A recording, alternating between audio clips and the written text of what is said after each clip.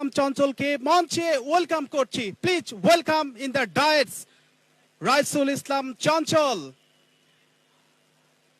আপনাকে স্বাগত জানাচ্ছি। ধন্যবাদ আপনাকে। আপনার দলের প্রস্তুতি কিরকম হয়েছে যদি দর্শকদের সামনে সেটা বলতেন। আসসালামু আলাইকুম। বসুন্ধরা কিংস একাডেমি কাপ 2020 খুব সুন্দর একটা আয়োজন। বিশেষ করে আমি ধন্যবাদ জানাচ্ছি বাংলাদেশ ফুটবল সাপোর্টার্স ফোরামকে এত সুন্দর একটা আয়োজন করার জন্য। তৃণমূল যে ক্ষুদে ফুটবলার রয়েছে তাদের জন্য সবচেয়ে একটা বেস্ট একটা প্ল্যাটফর্ম, এবং তারা ভবিষ্যতে এখান থেকে ভালো একটি জায়গায় যাবে সে পরিকল্পনা অনুযায়ী আমাদের নওগাঁ ফুটবল একাডেমি অনেক দিন যাবৎ ক্যাম্প করছি। আমি আশাবাদী আমার ছেলেরা বেস্ট যার যার জায়গা থেকে বেস্ট দিবে, বাকিটা উপর আল্লাহর হাতে, ইনশাল্লাহ ভালো করবে।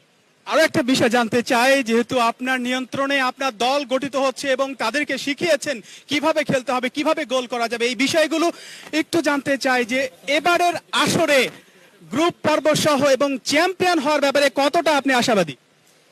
ধন্যবাদ আপনাকে।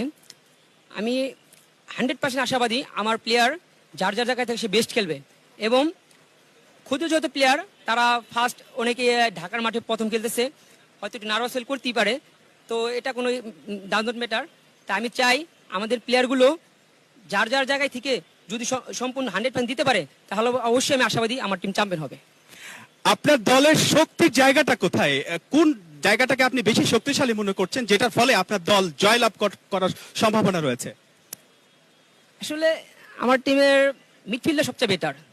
আমি আশাবাদী আমার টিম মিডফিল্ডার যদি যার যার যেভাবে শিখেছি ইনশাল্লাহ যদি সেভাবে করতে পারে তাহলে অবশ্যই একটা ভালো রেজাল্ট। জাতীয় দলে কয়জনকে দেখতে চান আপনার টিম থেকে?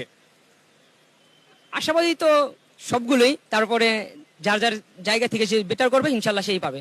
Thank you so much. আমরা এতক্ষণ কথা বলছিলাম নবাবগঞ্জ ফুটবল একাডেমি দলের সম্মানিত কোচ জনাব রাইসুল ইসলাম চঞ্চল। আপনাকে অসংখ্য ধন্যবাদ জানাচ্ছি। এবারে আমরা চলে যাব